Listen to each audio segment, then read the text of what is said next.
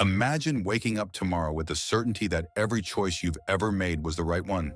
Every relationship, every career decision, every risk, every opportunity you rejected. No second thoughts, no wondering, no painful memories that return when the room is quiet. Would that be freedom? Or would it mean you've stopped growing?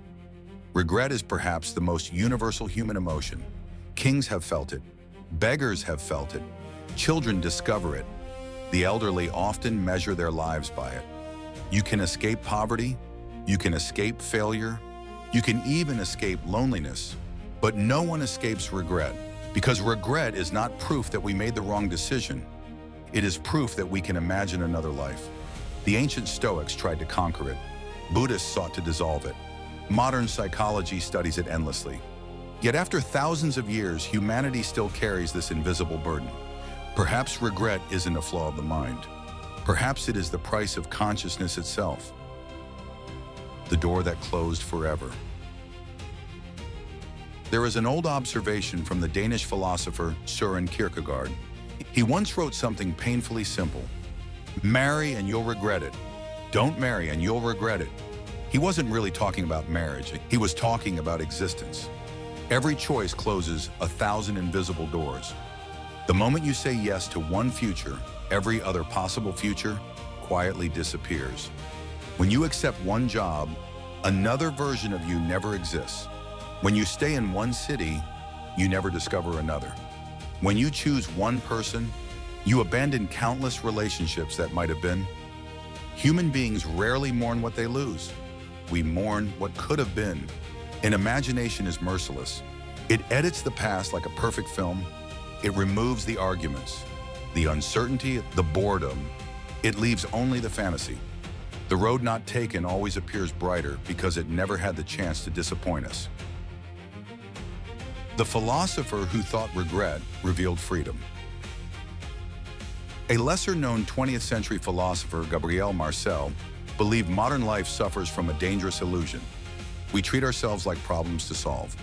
More money, better habits, greater productivity, better decisions, as though somewhere there exists the perfect version of our lives. But Marcel argued something different. Life is not a puzzle, it is a mystery. A mystery cannot be optimized, it can only be lived. Regret appears when we mistake life for mathematics. We believe that if we had simply calculated better, everything would have worked out. But human existence has never obeyed equations. No spreadsheet predicts love. No algorithm predicts grief. No amount of intelligence guarantees peace.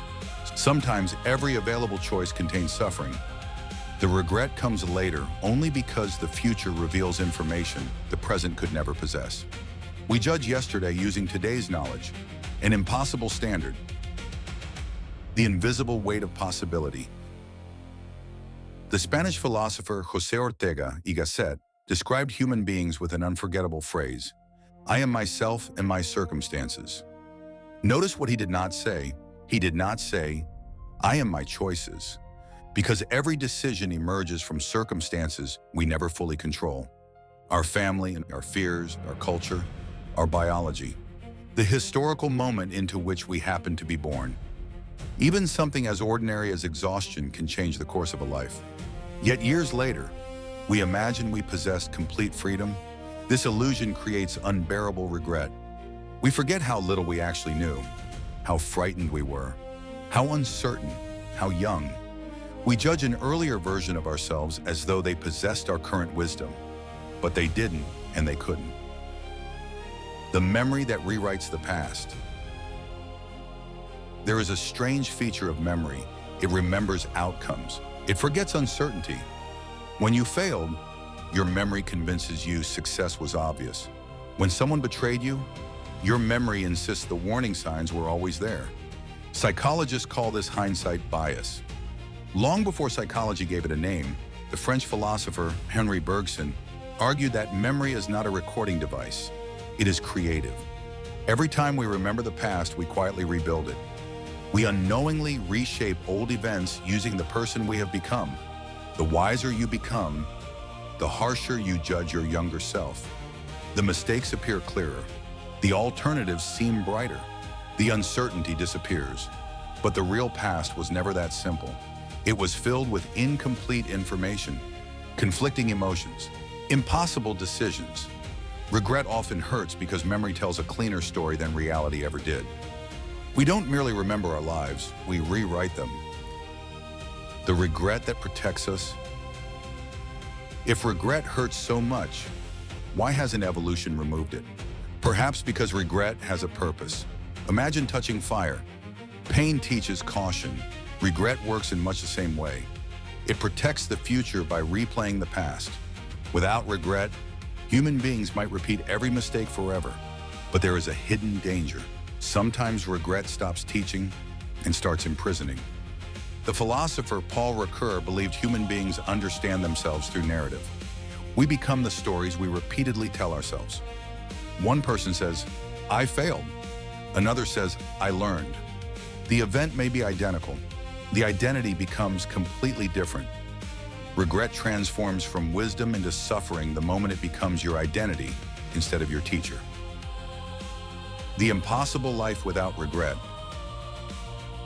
Many people secretly dream of becoming fearless, never doubting, never looking back, never questioning. But imagine someone who truly never regrets anything. Would they apologize? Would they learn? Would they become wiser? Probably not. Regret is painful because it reveals something extraordinary. We possess moral imagination. We can picture a kinder action, a braver decision, a more honest version of ourselves. That realization hurts. But it also makes civilization possible. Without regret, there is no repentance.